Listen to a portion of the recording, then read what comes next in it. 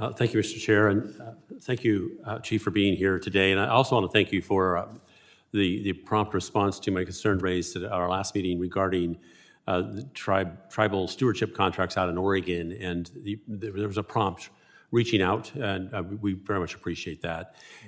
Also, I want to give a shout out to Merv George for his work. It's been excellent, and we're very appreciative of his work and yours in putting together the memorandum of understanding on allowing private parties to suppress fires on federal land in Oregon. That is hugely important given the checkerboard nature, which you're all too familiar with, of that land.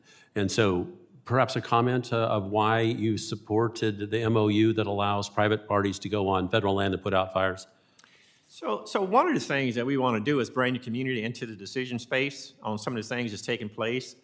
No one cares about the community better than the people that live in those communities. And so bringing them to the table, and not just to get their opinion, but also giving them decision space, it's the right thing to do, and it's the necessary thing to do. And what we're finding by bringing the community into discussion is that we're getting better supported solutions. And that's one of the solutions. You may or may not be familiar with what just happened yesterday in the Bend area, having a tentative agreement on the homeless issue there. And so I would say that, just having a lot of different entities engaged in solutions and discovering solutions has been really a win-win for everyone. Well, we hope for that outcome in and around Bend for sure. It's been a long time coming, but yay. Let's talk about the amount that people are being paid right now to fight fires. And one of the situations that's occurred is that the people actually that are contracting have had pay increases imposed upon them for $10 an hour, I think, for those that are out fighting fire. But that $10 did not extend to the folks who had been there longer. And as a result, what we have are people at the lower end of the pay scale getting a $10 an hour increase, but people at the higher level, no.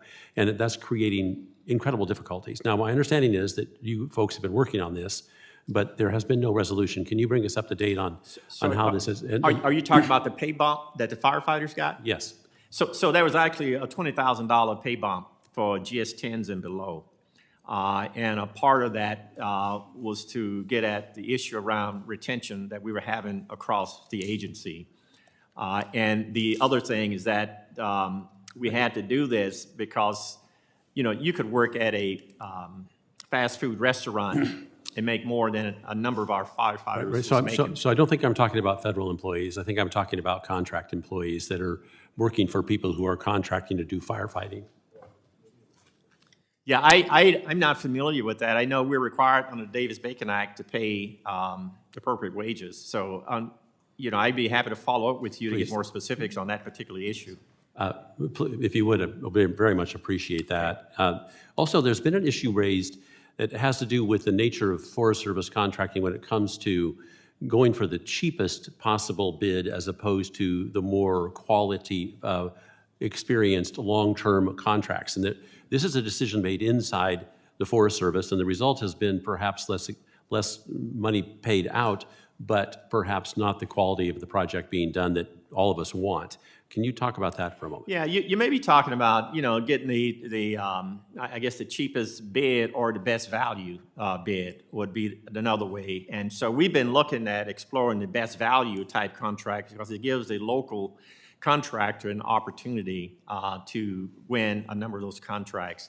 And so here again, if I had specifics on specific contracts, I can give you a specific response or answer, and I'd be happy to follow up with you. No, thank you for that, and we will get you those specific instances of where long-term folks who have been doing the job quite well suddenly are being outbid by people that come in from goodness knows where, and the job that gets done is not what you, I think, or I would want from a quality standpoint. Last question has to do with the success of the categorical exclusion as a device to get us into the woods.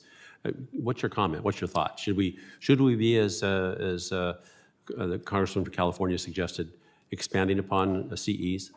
Yeah, as a matter of fact, I've looked at the NEPA that we use across the country, and about 87% of our NEPA is done through CEs.